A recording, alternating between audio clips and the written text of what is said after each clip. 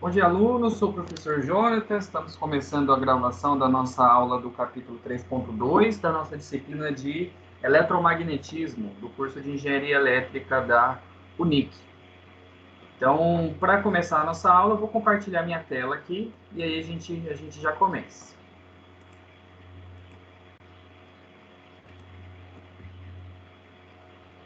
Vocês estão vendo minha tela? Sim. Tá, então hoje a gente vai falar de indutância. Nós vamos ver que essa aula tem tudo a ver com a nossa aula da semana passada, que foi a indução, né? A indução de Faraday. Como a gente vai ter que revisitar esses conceitos da aula de lei de Faraday e lei de Lenz, que foi nossa aula passada, nós vamos relembrar essas leis antes da gente começar a parte de indutância mesmo e ver qual que é a relação entre elas. A gente foi o mesmo slide que a gente começou da semana passada. O que o Faraday falou? O módulo da força eletromotriz induzida em uma espira condutora é igual à taxa de variação com o tempo do fluxo magnético que atravessa essa espira. Então vamos ver aí se vocês estão ligados. Primeira coisa, módulo da força eletromotriz. O que é uma força eletromotriz, pessoal? Qual que é a unidade de medida disso?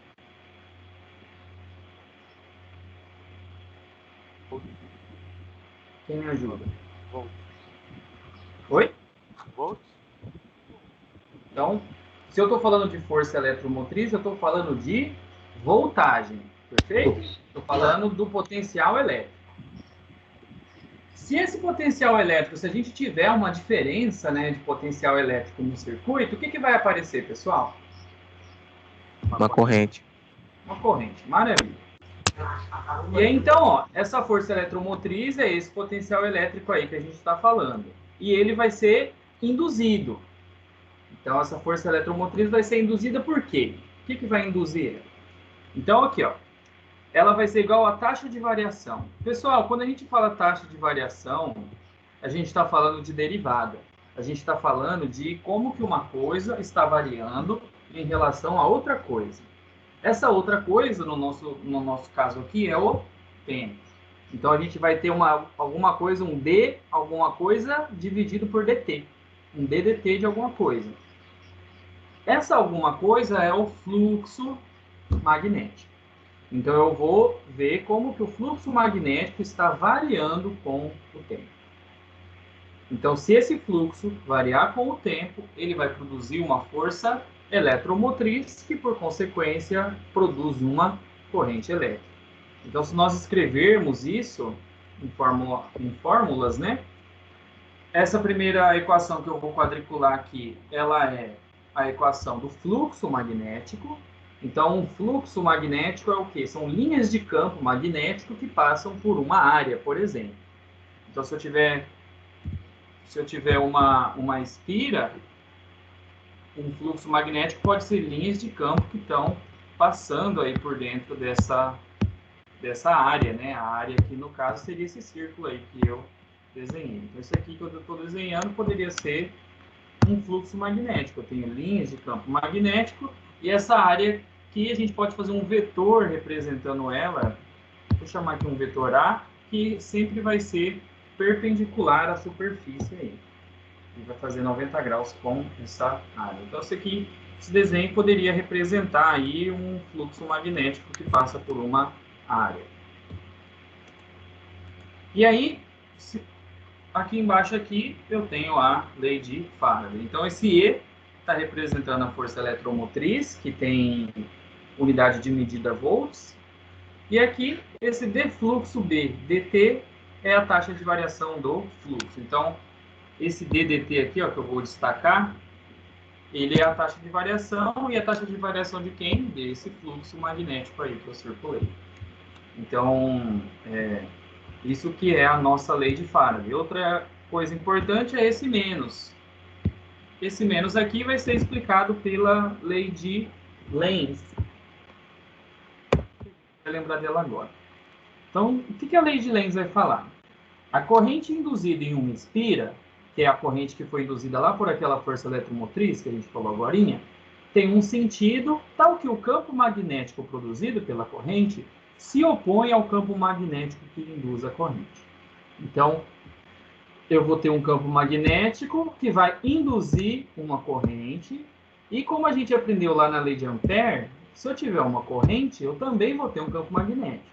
Então, o campo magnético produz uma corrente, essa corrente produz um outro campo magnético, e esses campos magnéticos vão ser contrários um ao outro, de forma que eles se anulem, que eles tentem se anular. Se fosse diferente, a gente teria uma espécie de energia infinita, porque o fluxo magnético ia gerar uma corrente, que geraria mais fluxo, que ia somar com o primeiro fluxo, que ia fazer uma corrente mais forte ainda, que ia fazer um campo mais forte ainda, e assim sucessivamente. Então, o campo magnético gerado pela corrente elétrica induzida é contrário ao campo que fez surgir a corrente aí. Isso é bem importante, pessoal, porque a gente vai ter que lembrar esses conceitos na hora que a gente chegar no conteúdo de hoje. E por isso que a gente tem esse menos, que é para dar esse sentido contrário. A variação do fluxo vai ser para um lado e a força eletromotriz por outro. A gente pode pensar como se fosse desse jeito, para cancelar essa variação do fluxo que está induzindo a força eletromotriz. Tranquilo, pessoal? Os conteúdos de Faraday e Lenz foi na sua aula passada? Sim. Se algum de vocês perdeu a aula passada, eu já postei lá no nosso portal. Essa aula tem lá no meu canal do YouTube, vocês podem olhar. Inclusive, agora eu estou virando youtuber, né? Porque eu estou acabando postando todas as minhas aulas lá no YouTube. Então, se vocês quiserem assinar o canal, toda vez que eu postar, aí vocês ativam o sininho e se inscrevem no meu canal. Que daí vocês já... Tá certo. Vai que eu fico famoso aí, né? Mas tá.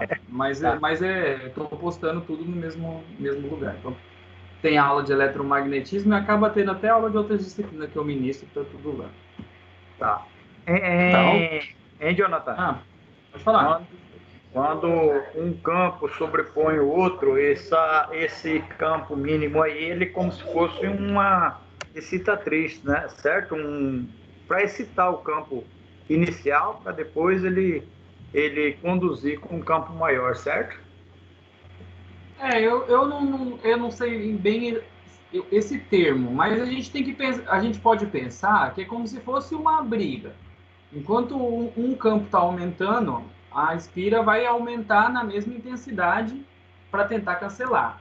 Por isso que a gente tem que ficar variando esse fluxo magnético, porque se eu manter constante, na hora que ele equilibrar, ele para. Aí a gente não tem mais a geração da força eletromotriz e aí a corrente para.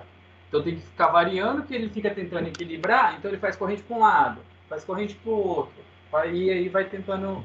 Se a gente fizer isso constante, a gente vai ter essa variação, né? Se ela for variar de uma forma constante, a gente vai ter a corrente alternada lá, que a gente conhece, com uma frequência bem definida. Se ela variar bem aleatório, a gente também vai ter uma corrente alternada, só que uma frequência não tão bem definida. Ela vai variando conforme o fluxo varia. Então é como se fosse uma disputa ali, de um tentando anular o outro. Sim, não, eu disse porque o princípio de funcionamento de um grupo gerador é mais ou menos assim, certo? Exato. Né? Uhum. Tem um campo excitatriz para dar os primeiros, acho que as primeiras voltas, os primeiros campos. Entendi. Agora entendi. Entendeu? O que você quer dizer.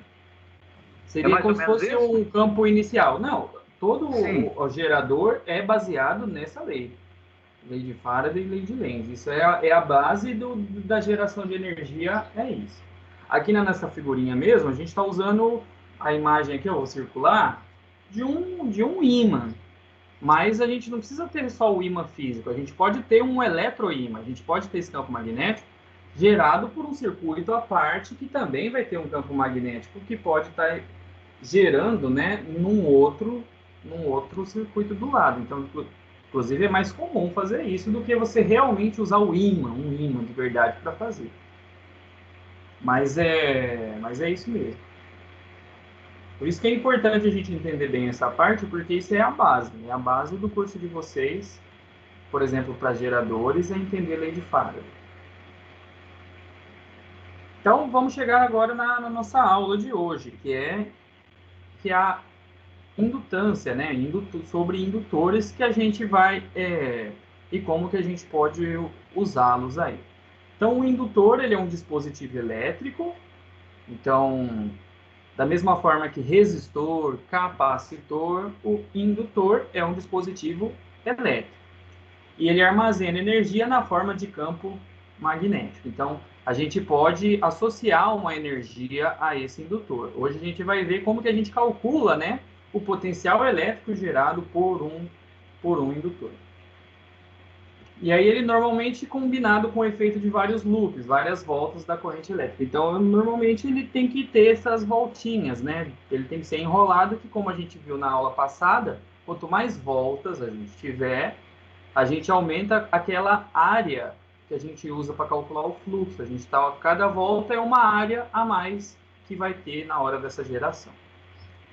Então, ele armazena energia, essa energia depois a gente pode discutir ela em forma de potencial elétrico.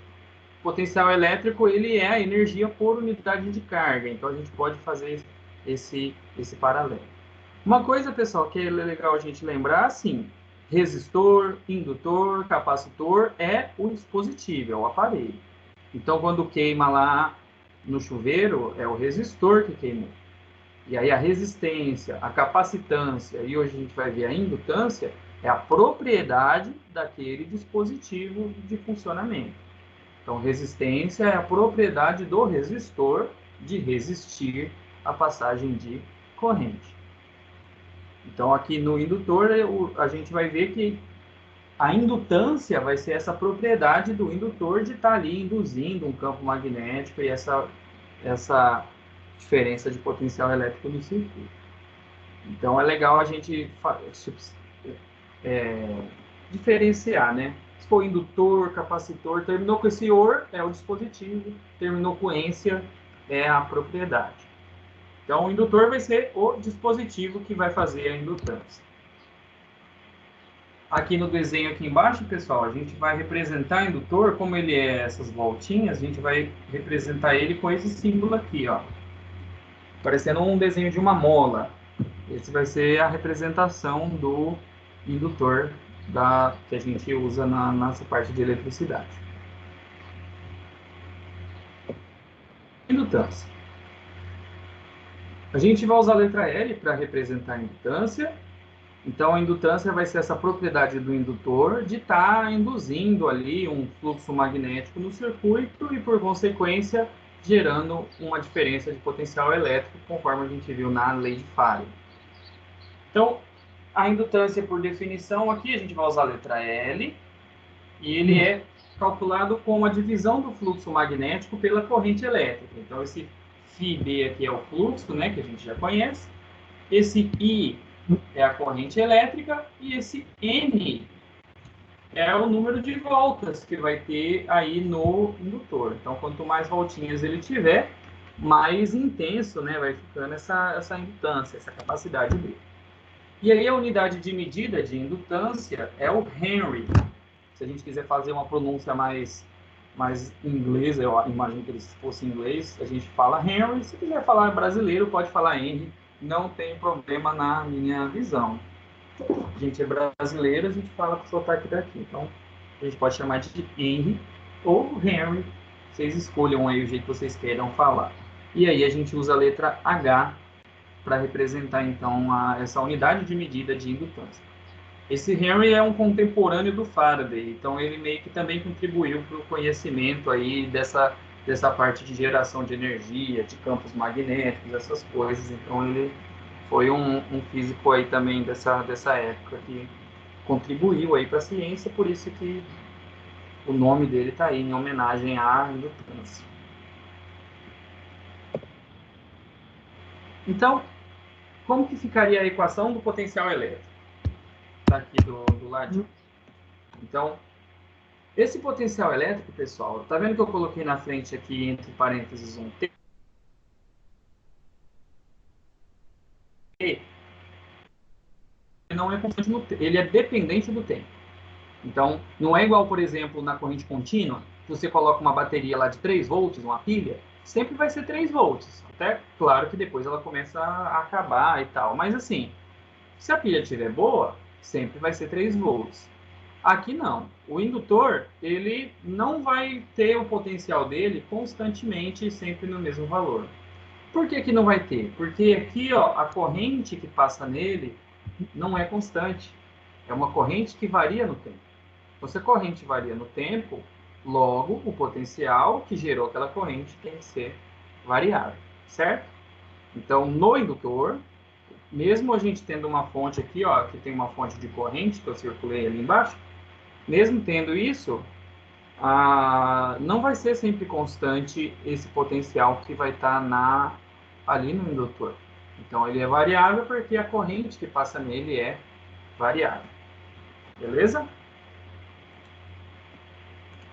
A gente pode discutir um pouco o que acontece ali no indutor.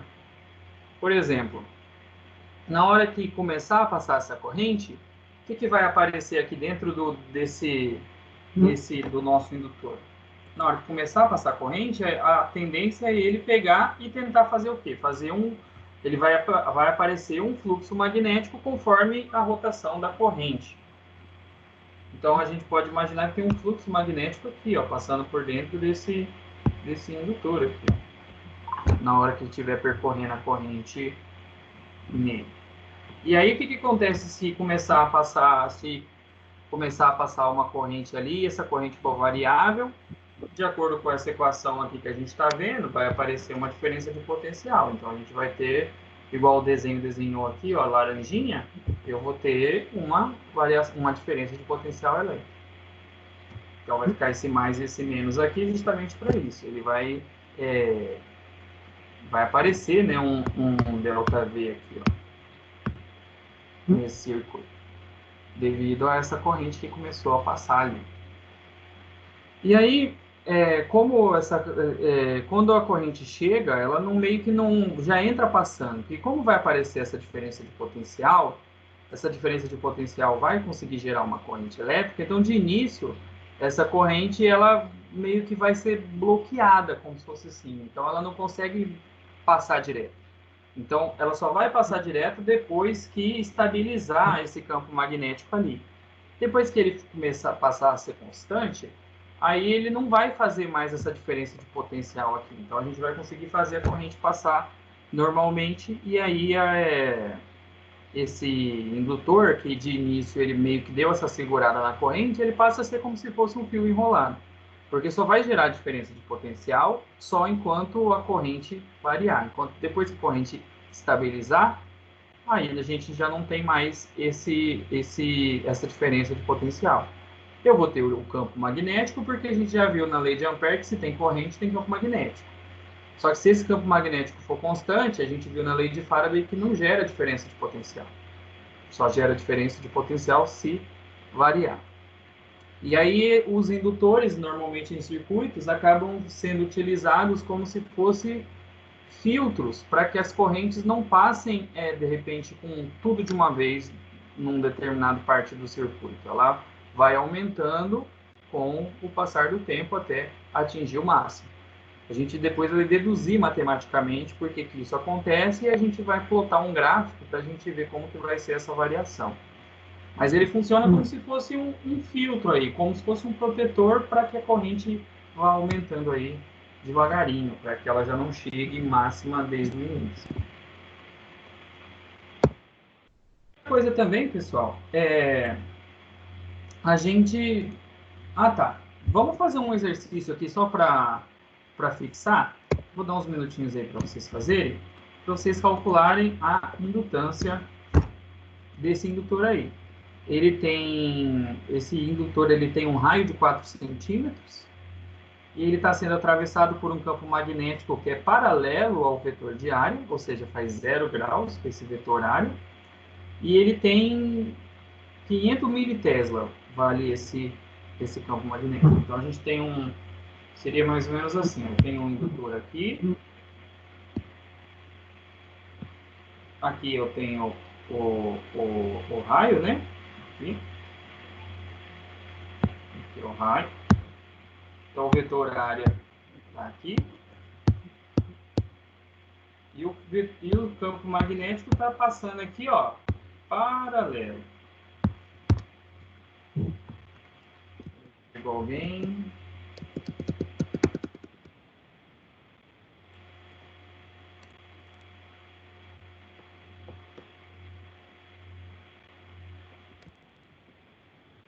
Então, paralelo. Essa aqui é as linhas de campo. Bom dia, Adriano.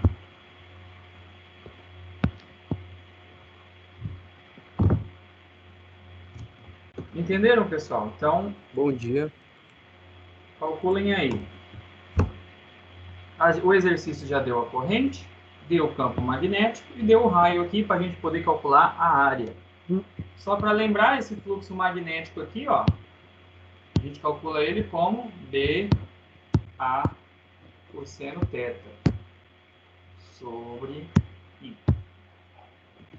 Como o exercício não falou a quantidade de voltas, pessoal, que tem o indutor, vamos considerar que N igual a 1. Quem achar aí, me avisa para a gente ver aí se é isso mesmo.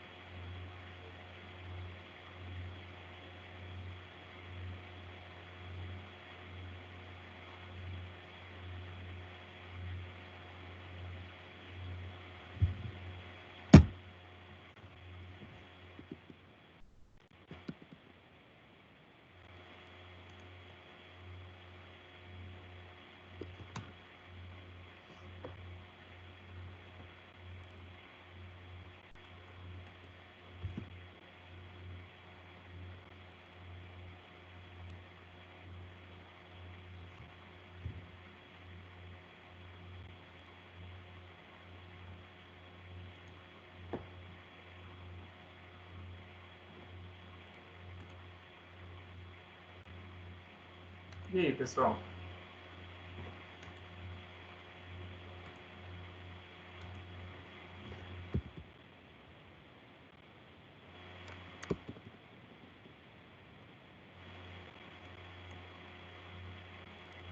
Pessoal, o que está aparecendo para vocês aí? Tá aparecendo a tela ainda? Tá aparecendo a expressão. Tá sim. O exercício. Beleza.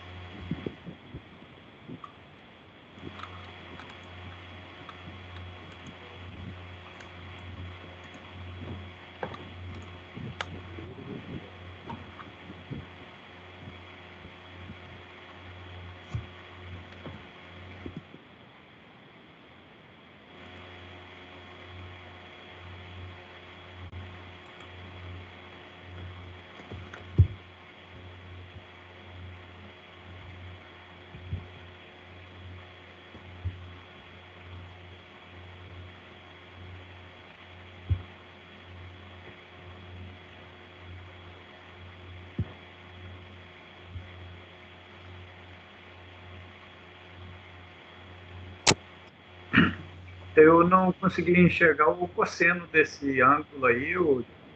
Cosseno de zero. Ah, tá. Era... Eu E fiz aqui, professor. como eles são paralelos, fica cosseno de zero. Pode falar. O meu aqui deu 0,1 R. Tá, mas tenta fazer com mais casas. Eu Tá. acho que você aproximou bastante aí. Ah, apareceu.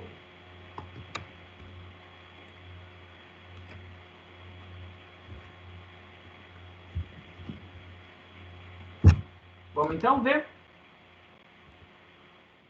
Ó, então aqui está a resolução na tela. Então, n igual a 1. O B é 500 mili, né? Então, tem que fazer 500 vezes 10 a menos 3. E aí, como é a área, né? Pi r ao quadrado. Aquele 4 centímetros tem que fazer em metro. Corrente aqui 0,2. E aqui 0,01256 em. Tranquilo? Esse aqui foi só para aplicar valor para a gente fixar a fórmula. Podemos continuar?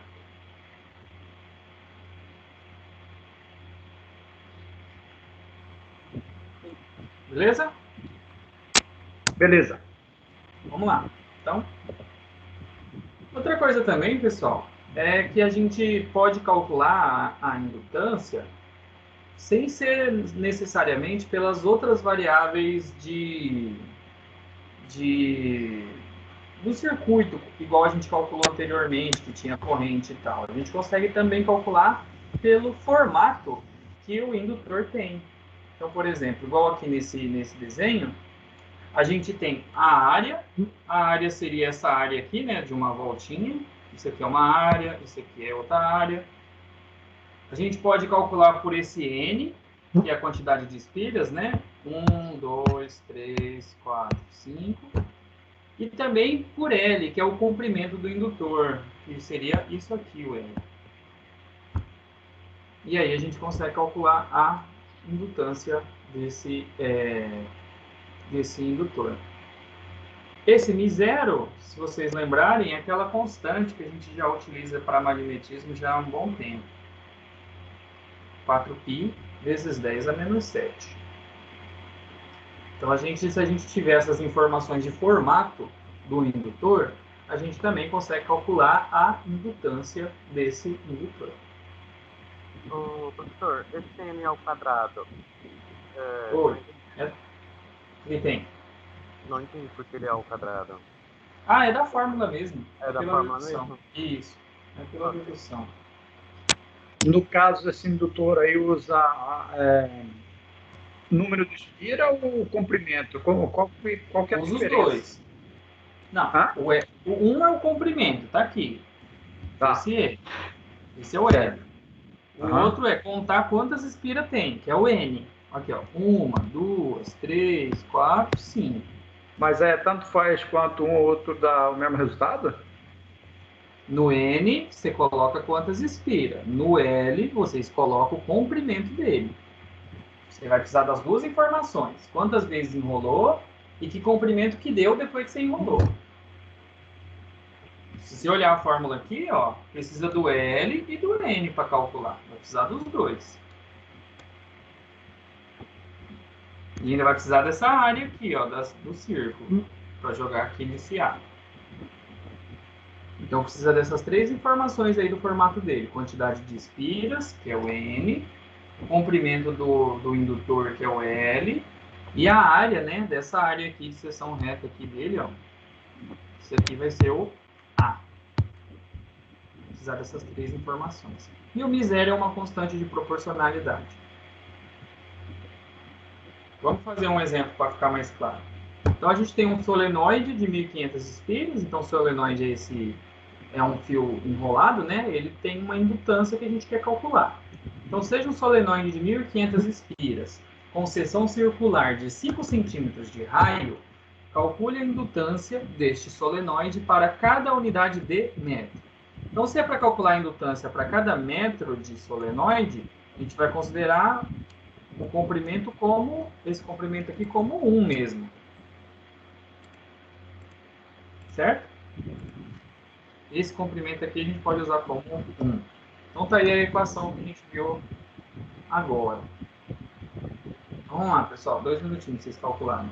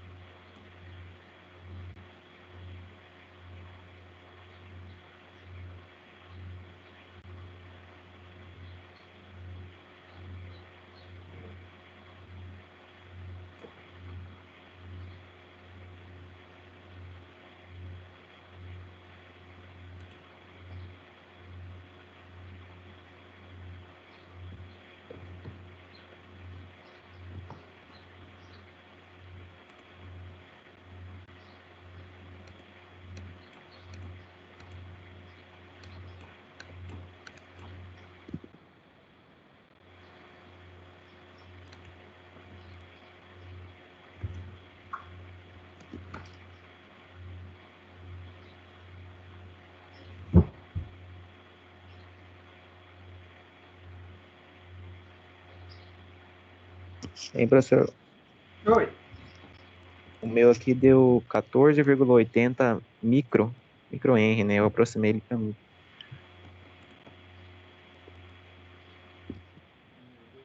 Diferente.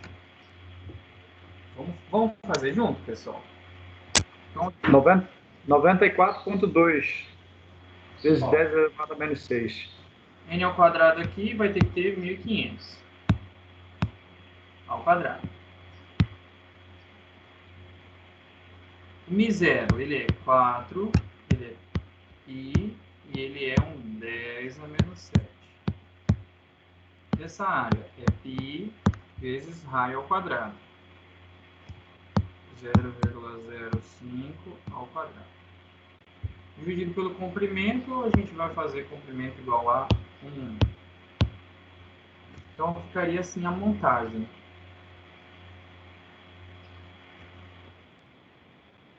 Então, calculando aí, o meu deu 22,2 milihenry.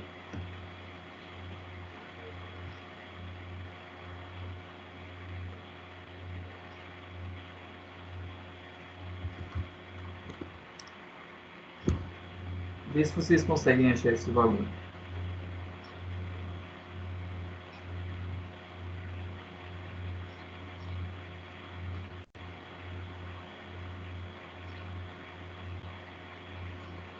É isso mesmo, professor. É porque aquela hora eu não coloquei o 1.500 ao quadrado, acho que foi isso.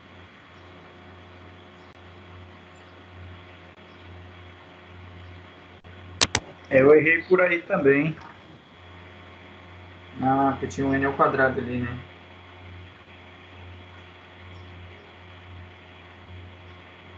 Beleza? Podemos continuar?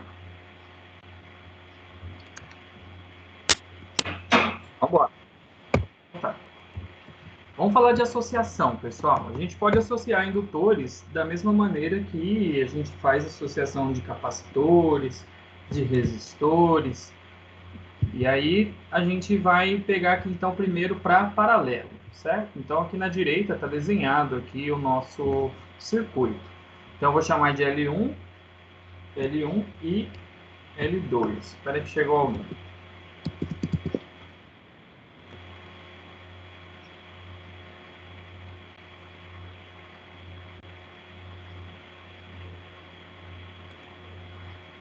Deu falha. Acho que ele vai tentar entrar de novo.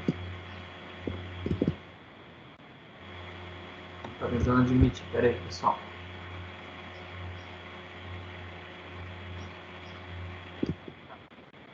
Esse circuito aí.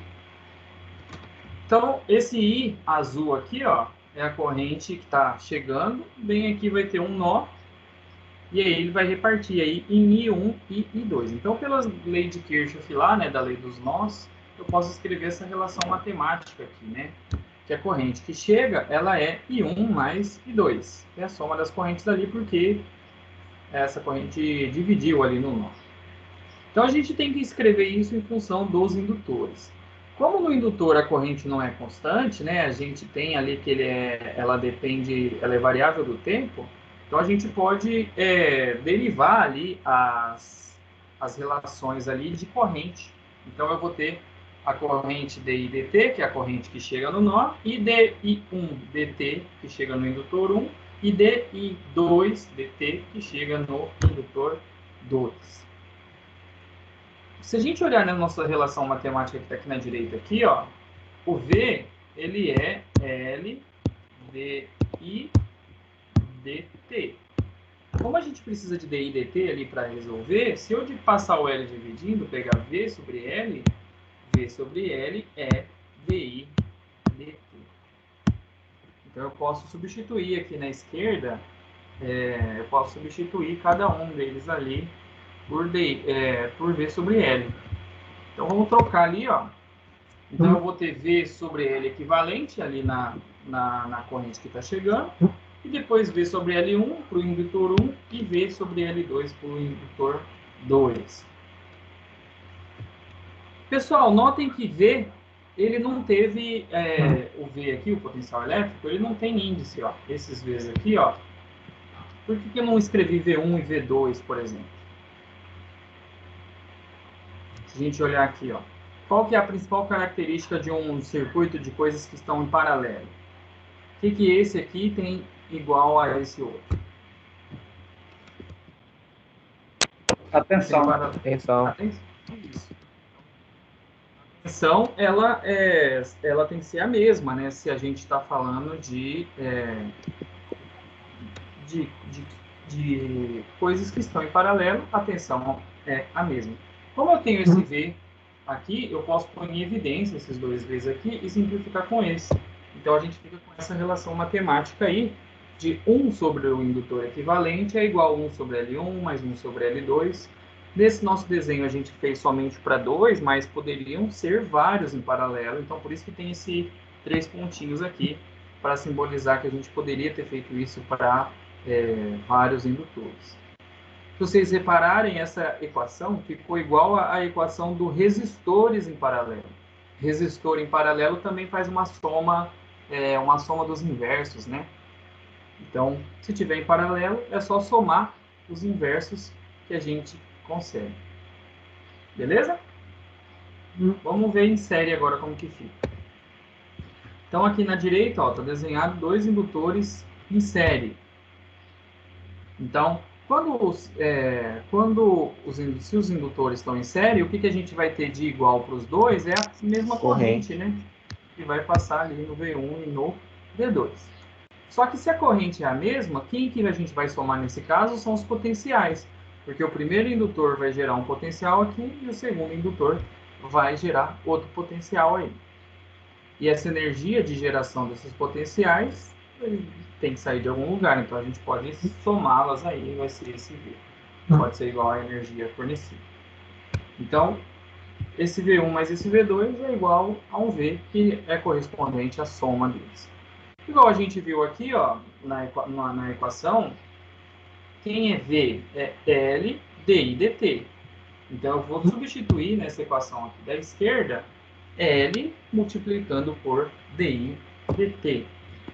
Então, o L equivalente, né, vezes DI dt, tem que ser L1 vezes DI dt mais L2 vezes DI dt.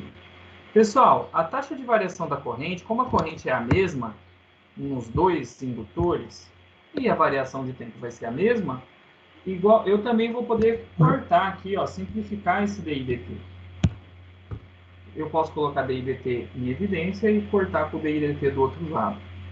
Porque a corrente é a mesma, a taxa de variação, então a taxa de variação de tempo aí vai ser a mesma, devido às correntes serem iguais, o tempo vai ser o mesmo, a gente pode simplificar. E aí nossa equação de indutor em série, né, do indutor equivalente, da indutância equivalente do circuito, é só somar os indutores. Então, se eu somar as indutâncias dos indutores, eu tenho a indutância equivalente do circuito. Então também ficou igual a equação dos resistores, né? Se a gente só somar as indutâncias, a gente tem a resistência equivalente, nesse caso a indutância equivalente, só fazer a soma. Se a gente pensar na prática, se eu tenho um indutor pequeno e outro indutor pequeno, e eu calculo a indutância dos dois, é como se fosse se eu emendasse um no outro, como se eu tivesse um indutor grandão.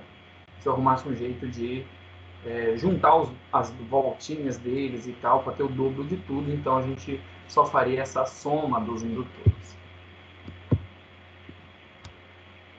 Então, vou passar um exercício aqui para vocês de um circuito misto. Então, acredito que vocês já tenham aí um pouquinho de experiência, né, de resolução de circuito para resistência e capacitância. E aqui a gente vai fazer para indutância. Certo? Então, aí a gente tem coisas em paralelo, coisas em série. Tem mais de um jeito de fazer. Vou deixar uns minutinhos vocês tentarem resolver esse circuito e depois a gente faz junto, beleza? Todo mundo aí sabe resolver circuito? Já resolveu o circuito de resistores, assim, de outras matérias? Já. Então, acho que não é novidade, né? Então, as equações estão aqui ali na direita, só aplicar.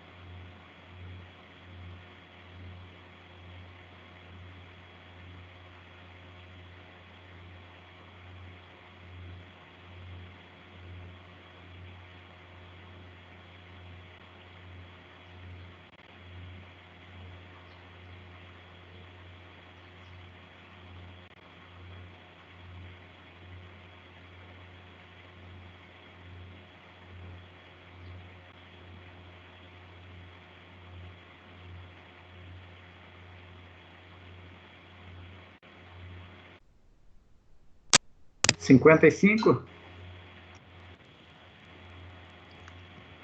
Deixa eu ver aqui no meu, quanto que deu, peraí.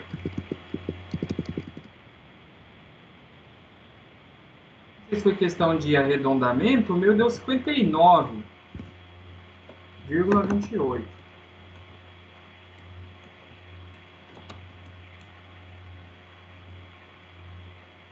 Todo mundo está tentando fazer, pessoal? Ou tem gente que só está esperando fazer? Porque daí eu já vou mais direto. Eu tô tentando fazer aqui, pessoal. Beleza, então vamos esperar um pouquinho. É que eu tô fazendo passo a passo, talvez pode demorar. Não, tranquilo. Tranquilo, não tô apressando não. Porque às vezes você fica meio quietinho, é só para eu saber que vocês estão aí.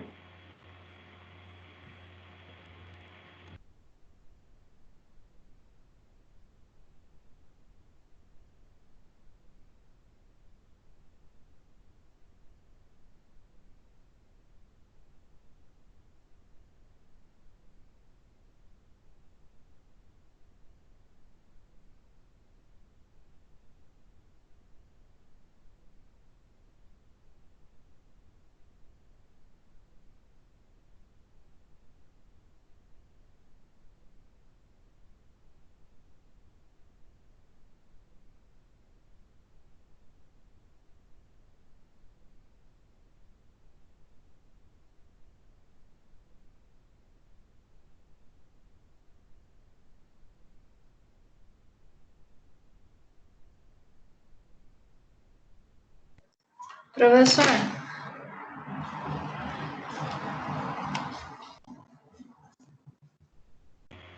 Oi, pode falar. essa molinha aqui tem alguma coisa a ver? Tipo, ela tá viradinha para o lado direito e a outra tá para baixo ou não tem problema? Não tem problema não. O desenho eu montei esse circuito no Punch. E aí já Sim. vamos chamar a molinha já de indutor, que já é o nome dela. O indutor. Sim. Da Pessoal, aqui, ó, 59,28? Isso, exato. Ok. Então, pessoal, só a única coisa para vocês ficarem espertos aí, eu acho que vocês não vão. Acho que vocês já têm um pouco de experiência de resolver circuito, mas assim, por exemplo, para não juntar esse L1 direto aqui com. Peraí, que tem um problema aqui na minha caneta. Peraí, rapidinho, pessoal. Beleza. Para não juntar esse L1 com esse L4, ou esse L2 com esse L3, a gente não pode resolver ao mesmo tempo uma coisa que está em série com outra coisa e paralelo com outra coisa, né? A gente tem que meio que fazer por parte. Ou faz quem está em paralelo primeiro, ou faz quem está em série primeiro. Então, por exemplo, vocês podem... Eu enxergo dois jeitos de fazer isso aqui. Vocês podem fazer esses dois aqui, ó. Primeiro virar só um, e aí depois fazer todo mundo ficar em série. Ou pode fazer esse aqui com esse aqui em série e já faz o outro em paralelo. E aí vai ter dois equivalentes aí, né? Parciais para juntar depois. Então tem esses dois jeitos de fazer. Ok, Mas uma coisa... Achei o pode falar. defeito do meu aí, tá? O erro que eu Beleza. cometi. Terminaram? Tem alguém fazendo ainda? Eu terminei, mas não deu o valor de vocês não. Vou esperar fazer a correção. Tá. Então, ó, a primeira coisa, então, pessoal, que a gente tem que identificar. L1 e L2 estão em série, L3 e L4 estão em paralelo. Beleza? Isso todo mundo conseguiu identificar? Sim. Uma coisa que às vezes pode ajudar no desenho, pessoal, é fazer assim, ó. Aqui está o L1, aí foi. Aí a gente pode fazer assim, ó. Colocar o L3 aqui e o L4 aqui. E depois o L2 aqui na frente e aí fechar o circuito. Esse circuito que eu rabisquei aqui é igualzinho àquele ali. Só dei um destaque aqui, ó, para ficar essa parte aqui, ó, que é a parte paralelo. Se ficar meio na retinha, assim, às vezes fica melhor para enxergar. Às vezes dá uma falhada porque eu escrevo na tela com o dedo, tá, pessoal? Por isso que às vezes dá uma falhada nos meus desenhos. Tá. Então tá. Então, se L1 e L2 estão em série, e L3 e L4 estão em paralelo, vamos resolver L1 com L2, depois L3 com L4. Então, L1 com L2, como está em série, é só fazer soma simples. Então, é somar 30 mH com 15 mH e vai dar 45 mH. O que está em paralelo, a gente tem que somar o inverso. Então, fica 1 sobre 20 mais 1 sobre 50. Só que essa soma aqui, ó, ela é igual ao inverso do equivalente ali. Então, depois tem que multiplicar cruzado, né, para passar para cima o valor. Alguns de vocês acho que pode usar, de repente, aquela fórmula que, se não me engano, ela multiplica em cima, né? Multiplica em cima e soma embaixo, é isso? Isso mesmo. Não, é isso mesmo.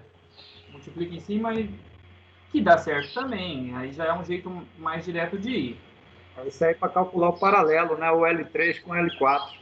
Isso. Eu, assim, particularmente, evito. Mas é coisa minha.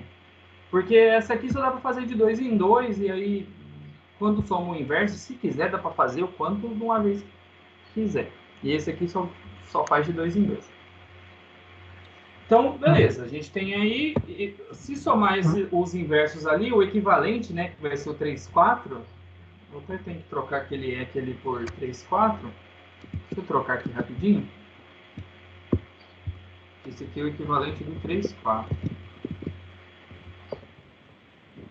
Vai ser 14,286 mH. E aí, como que vai ficar nosso circuito depois que a gente somar? Juntou 1 com 2 e juntou 3 com 4. Então, os equivalentes, né, do 1, 2 e do 3, 4 vão ficar em série igual esse novo desenho que está aqui. E aí, como ficaram em série, agora é só fazer soma simples. E aí vai dar o 59,286 lá que eu falei para vocês. Como indutor equivalente. Beleza, pessoal? Então tá. Beleza. Vamos continuar.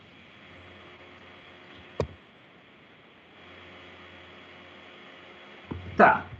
Aqui, pessoal, a gente vai fazer o quê? A gente vai fazer o circuito resistor-indutor. Circuito RL. Então, no nosso circuito, a gente pode ter também resistores junto com esses indutores. E aí, aqui a gente vai ver o que acontece com o circuito quando a gente tem esses dois juntos. Por quê?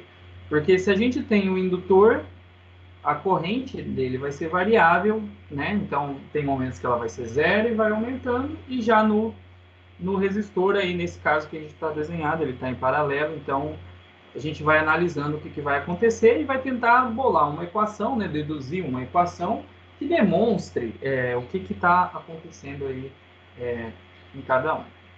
Então, se a gente observar aqui no desenho, que está ali na direita, então eu vou ter esse I, vai ser a corrente que vai chegar, então essa corrente vai chegar nesse nó aqui que eu vou destacar ali, fiz uma bolinha, e aí ela vai virar duas. O I, índice R, é a corrente que passa no resistor, e índice L é a corrente que passa no indutor. Então, de acordo com o que a gente já aprendeu, né, na lei dos nós, se eu somar, né, IR mais IL, vai dar aquele I, que é a corrente que chegou no nó. Beleza? Isso aí a gente já aprendeu. Aqui de início, pessoal, eu coloquei algumas condições iniciais para a gente discutir. Então, no tempo zero, aqui, ó, a gente está considerando que não tem corrente, antes de começar. E aí, isso aqui a gente está falando para o indutor, tá, pessoal? Essas condições iniciais que está aqui em cima, aqui nessa setinha. Então, no início zero não vai ter corrente no indutor, porque aquela corrente ela está chegando, ela vai fazer variar, né, bruscamente ali o fluxo magnético. Pela lei de Lenz, vai aparecer tipo uma corrente contrária ali tentando anular, né, esse aumento de fluxo que gerou. Então, de início, elas vão tipo empatar e não vai ter. Então, como não vai ter corrente lá no indutor, só vai ter corrente passando ali no resistor. Então, o potencial inicial ali no tempo zero do circuito, né, vai ser RI. Então, o indutor ali o único potencial, diferença de potencial que vai ter é devido o resistor que está ali. Então, de início, como ainda não se estabilizou ali o indutor, ele não vai ter uma diferença de potencial associada ao indutor. Com o passar do tempo, conforme a gente tiver essa taxa de variação aí da corrente, D e dt, aí sim eu vou ter potencial elétrico no indutor. Então, de início eu não tenho, só tenho potencial elétrico lá no resistor, diferença de potencial, depois eu vou ter diferença de potencial no indutor, quando a corrente começar a variar com o tempo. Então, esse V0 só tem resistor aí, e depois a gente usa a equação aqui do indutor. Então, eu vou trocar o I, R e o IL pelas equações que a gente já conhece. Então, para resistência, a gente conhece lá, ó, V igual R, I, né, lá da lei de Ohm. Então, I é V sobre R. Então, eu vou trocar lá, ó, a gente pode depois trocar essas relações matemáticas ali na nossa equaçãozinha que a gente está montando.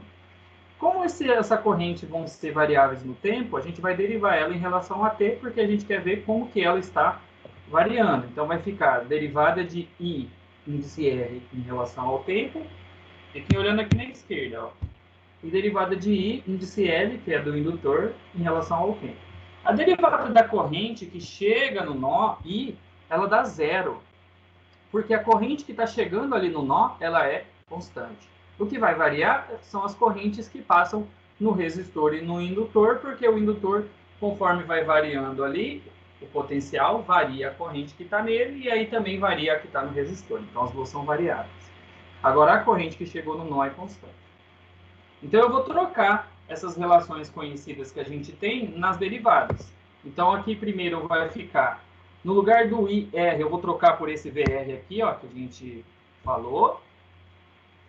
Aqui na derivada, pessoal, como só o V é variável, a resistência ela é uma constante, né? Então, eu coloquei ele tipo para fora aqui, ó, da derivada.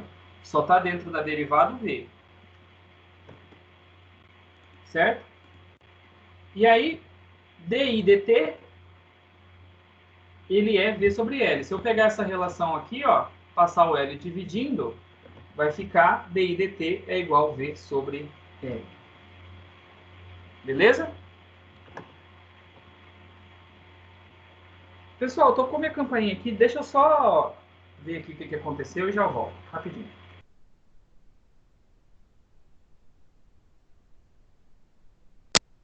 Aproveitando que o professor não está na sala aí, pessoal, essa sala tem grupo montado no WhatsApp? Eu não participo de nenhum da sala. Alguém tem? Eu acho que não, hein? Eu acredito que não tem grupo. Vamos montar um mais tarde? Sim, a gente pode montar, isso é bom. Sim. Se vocês quiserem anotar o meu telefone, aí vocês me mandam um oi e eu adiciono, pode ser? Manda. 96. Peraí, só um minuto. Alguém tem a disciplina que nome do transporte? 9692 Ok. 3767. 3767. 9692. Isso, 9692 3767. Você é a Cleidiane. Isso. Legal. Aí pode mandar um oi para mim que depois eu monto o grupo, então. Fechou. Obrigado. Beleza, de nada. Alguém tem resistência de materiais aqui? Desculpa, que nome do transporte? A disciplina? Não. Eu faço fenômeno. Você tá conseguindo assistir as aulas? Tô. Qual que é o horário que tá passando? De manhã mesmo? De manhã. Ah, beleza.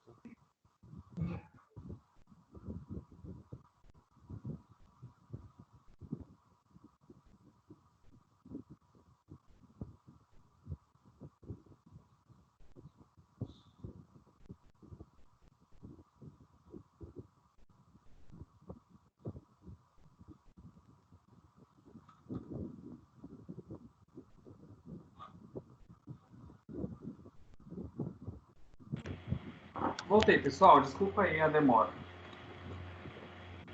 Então, vamos recapitular aqui. Ó. A gente substituiu a corrente por V sobre R e trocou o DI dt por V sobre L, porque essa relação aqui, ó, se eu passar o V dividindo o L dividindo pelo V, fica DI L dt. Certo? Foi isso aqui que eu substituí aqui. Beleza?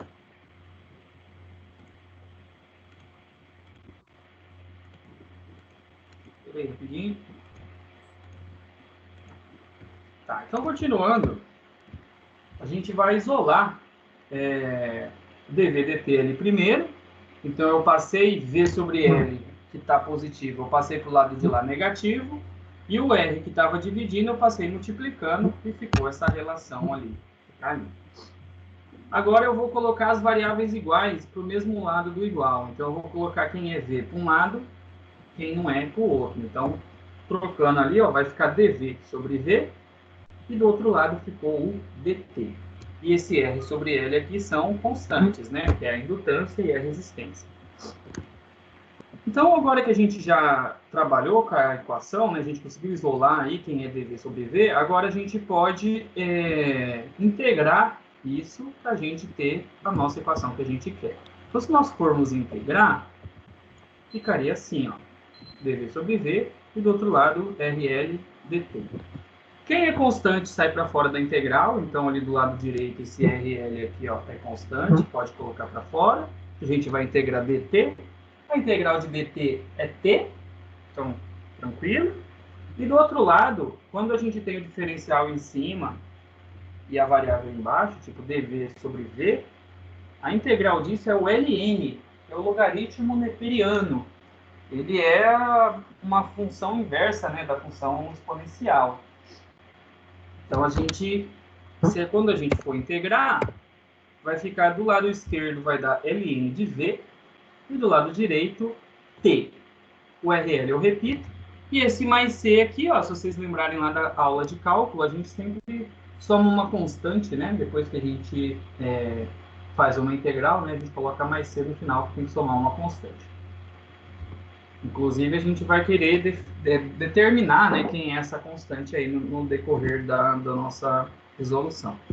Como a gente não quer o ln do V, a gente quer, na verdade, o V, né, é o potencial elétrico, para a gente poder ver o que está acontecendo com o circuito, eu vou passar esse ln para o lado direito. Se eu passar ele para o lado direito, ele vai como esse ezinho aí, neperiano, de Euler, esse exponencialzinho aí. Então, ele passa... Tudo que está do lado direito vira expoente desse E. Então, fica E de menos RT sobre L mais E elevado àquela constante C que a gente não sabe o que é.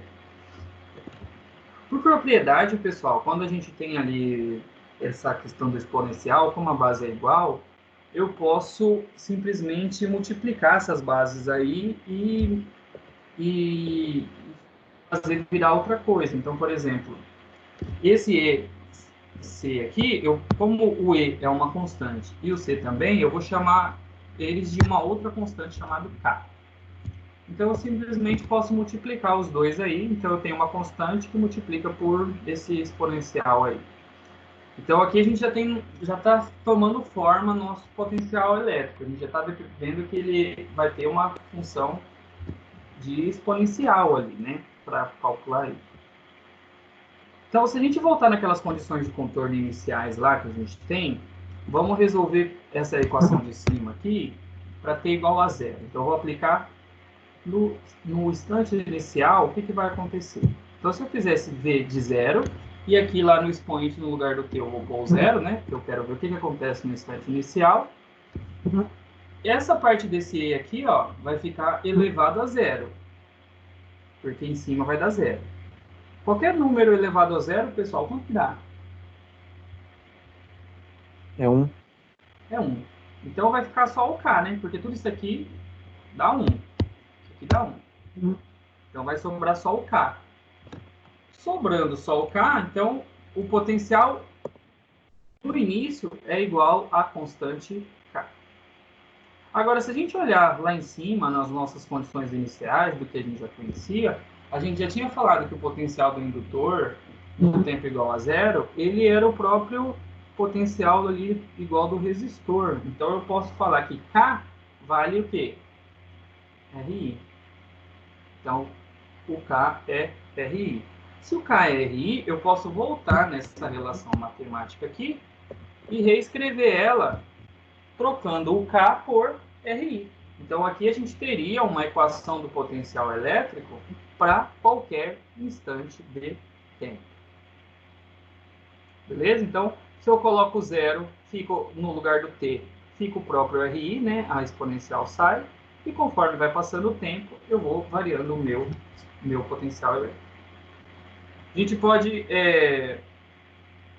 reescrever essa relação matemática, trabalhar ela para ter ela em função da corrente elétrica. Se a gente fizer esses mesmos passo a passo e tal, em função da corrente elétrica também, a gente pode chegar para essa outra relação que é bem similar a sobre quanto que vale a corrente aí nesse caso. Também vai depender, também vai ter um exponencial na conta aí o comportamento da corrente, porque ele vai seguir o comportamento do potencial elétrico. Então o potencial elétrico fica exponencial e a corrente elétrica do indutor também. Então a gente deduziu aí o que acontece com o potencial e a corrente do indutor aí no passar do tempo. Vou fazer uma aplicação então para corrente. Então a gente quer a corrente nesse circuito para t igual a 0, t igual a 10 e t igual a 100. Então, vamos fazer junto ou vocês fazem aí? Vou dar uns minutinhos para vocês fazerem. Tá aqui a equação, tá? Que a gente deduziu agora da corrente. É só vocês aplicarem no lugar do T ali. Pessoal, quem não souber usar esse E aqui na calculadora, quem tem aquela calculadora azul da Cássio, as outras provavelmente é igual, mas se vocês olharem tem o botão do LN. Ele fica na última coluna da direita. Em cima dele tem EX em amarelo e E rosinha. Se vocês usarem Shift LN, vai aparecer o E na calculadora e aí vocês digitam direto o expoente. Se vocês usarem o alfa, aí vocês pegam a tecla que é a rosinha em cima do LN, né? Vai ser o E sozinho. Aí vocês vão ter que apertar o acento circunflexo, que é o elevado, e aí digitar o expoente. Então, Shift LN já é o exponencial, você já digita. O alfa LN, aí você tem que apertar o acento circunflexo para você falar que está elevando, e aí você digita o expoente. Dos dois jeitos dá a mesma resposta.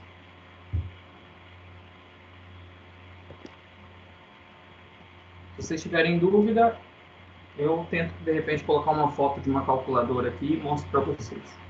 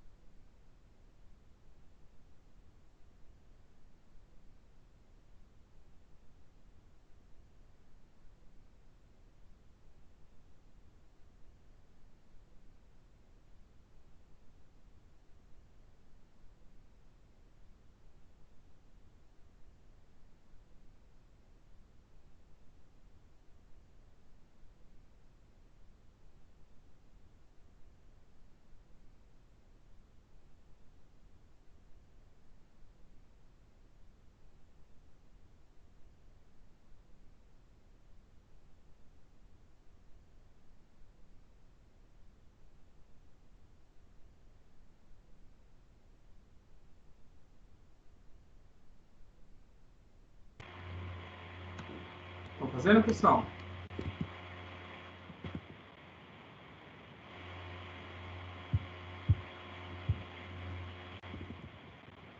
Eu tô.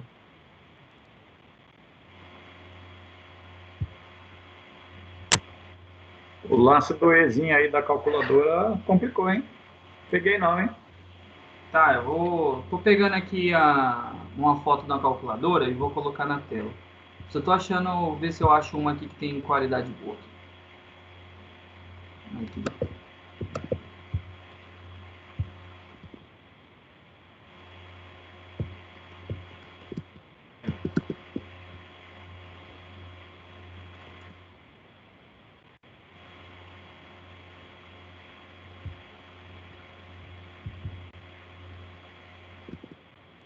Tá vendo aí a calculadora que apareceu na tela?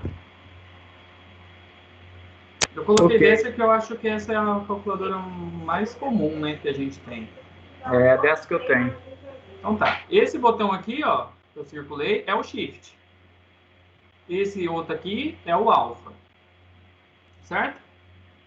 O Shift pega os Ok. botões que estão em cima, as funções que estão em cima, que são amarelas, e o Alpha pega a função que está em cima, que são rosas. Então, aqui, esse é o botão que a gente quer, ó, aqui no LN. Ele está nessa posição que eu quadriculei aí.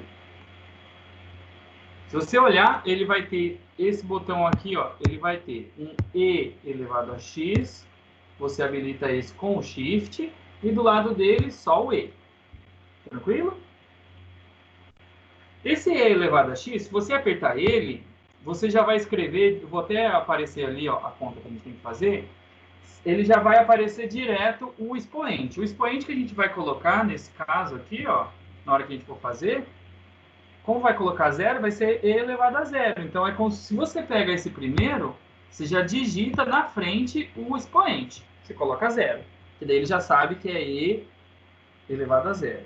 Se pegar aqui o segundo botão com alfa, que daí você vai pegar o E que está rosinha, esse E é um número. Ele é 2, alguma coisinha. Ele é um número qualquer. Então, quando você digitar ele, vai aparecer o E. Aí vocês vão ter que digitar esse botão aqui, ó, que é o elevado, que eu circulei ali agora.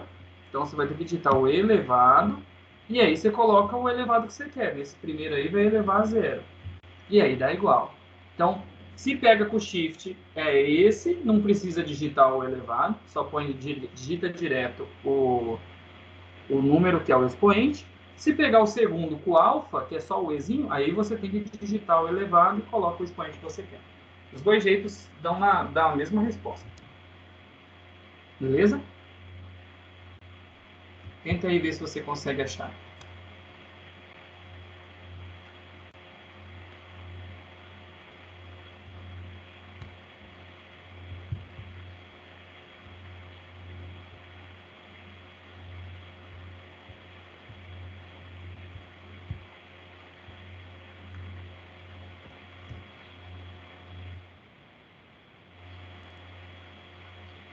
Primeiro vai dar 0 ampere. Ele dá zero, né, professor? O primeiro, Dá né? zero. Que a gente até já Sim. sabia, né? Que a gente até tinha colocado lá naquela hora da condição de contorno inicial, é que na hora que começa, na hora que a corrente chega com tudo, o indutor ele coloca uma corrente ali e não tem corrente nenhuma. Não tem diferença de potencial de início. Aham. Agora eu vou fazer por 10 segundos. Vamos ver como que vai.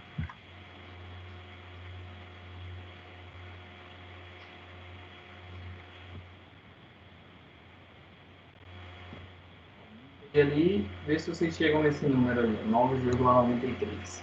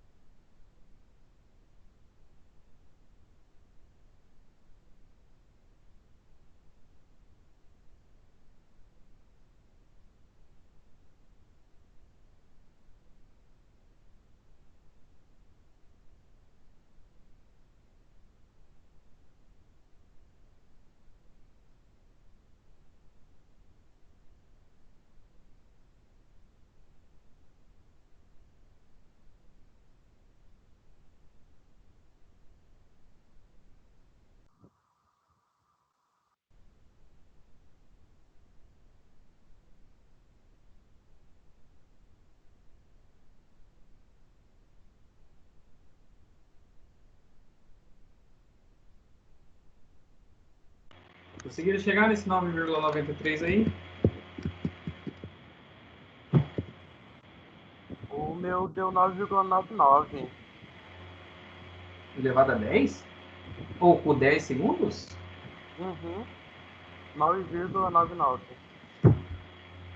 Não sei se eu tô usando errado. Deixa eu fazer de novo aqui o meu.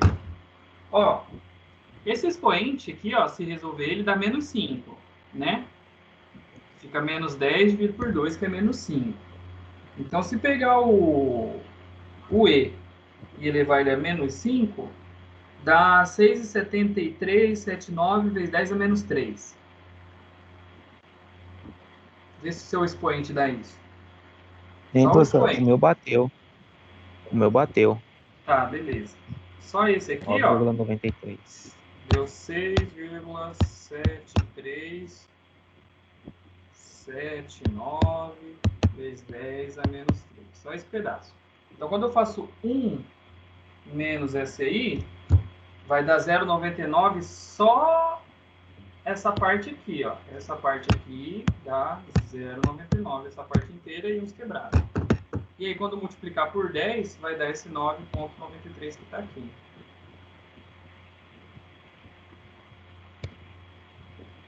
Então, notem que a corrente está aumentando, né? Ela foi de 0, foi para 9,93. Vamos ver para T igual para T 100.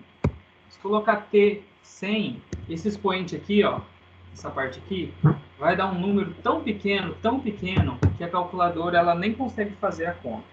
Então, ela aproxima para 0. E aí vai dar 10 amperes mesmo. Então, assim, conforme o tempo vai aumentando, se vocês jogarem 1000, 2000, esse exponencial aqui, ó, ele tá tendo limite para 0. Conforme a gente vai aumentando esse exponencial aqui, como ele é negativo, ele tá indo para 0, está convergindo para 0 e aí a corrente converge para 10. Ficaria um gráfico desse jeito aqui, ó. Com o passar do tempo para cá, a corrente ela vai aumentando, mas ela chega nesse patamar aí de 10 amperes. Porque é uma função exponencial. Então, a função exponencial ela chega num limite ali, né? E depois ela não passa aí desse limite. Ela vai só convergindo. Ela vai chegar no 10, quando chegar no infinito, ela chega no 10. Mas aí já é números muito grandes, então a gente já pode aproximar isso para aproximadamente 10. Então a corrente vai aumentando e convergindo aí para 10. Então, por um tempo grande, a corrente fica no 10 amperes. E aí, quando a corrente não variar mais, pessoal, é igual a gente falou, não vai ter mais diferença de potencial em indutor. Então, a gente só tem aquela geração de energia potencial só conforme a corrente está variando. Na hora que ela atingir o 10 amperes, não varia mais. Então, nesse caso aí, ó, próximo de 10 segundos ali já era 9,93, então já não tinha muita variação. E aí, o indutor, ele vira como se fosse um fio. Vai ter um campo magnético nele, só que esse campo magnético vai ser constante, não vai gerar diferença de potencial, porque de acordo com a lei de Faraday, só o campo magnético variável é que gera diferença de potencial. E o que isso acontece na prática? Ele meio que dá essa segurada aí. O nosso livro ele chama isso de uma inércia de corrente. A corrente ela não vai aparecer de uma vez. Ela vai aumentando devagarinho. E ela também meio que evita, né, oscilações e etc. A corrente vai aumentando, chegou no limite, ela para. Beleza? Então isso seria uma aplicação, né, do uso de indutores em circuitos elétricos, e aí a gente tem uma equação para circuitos que tenham resistores também, que é aquele que a gente deduziu agora. Entendido, pessoal? Sim, professor, se parte a parte do que o senhor falou, a potência e depois multiplicar, deu certo. Bateu o 0,90. Deu certo? Ah, maravilha. Então tá, eu vou fechar aqui o compartilhamento. Pessoal, alguma dúvida?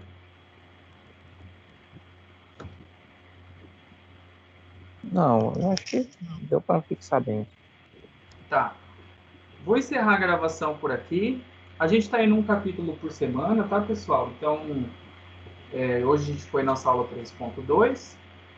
Depois eu vou postar os slides e essa videoaula lá no portal. E vou encerrar, então, por aqui a gravação. Beleza, pessoal? Então, estão liberados Beleza. aí. Tenham um bom dia. Hein, professor? Beleza. Bom Oi. dia. Pode Sobre falar. a negócio lá da oficial, o senhor já arrumou lá tinha uma questão lá que o senhor falou que ia considerar para todo mundo. Isso.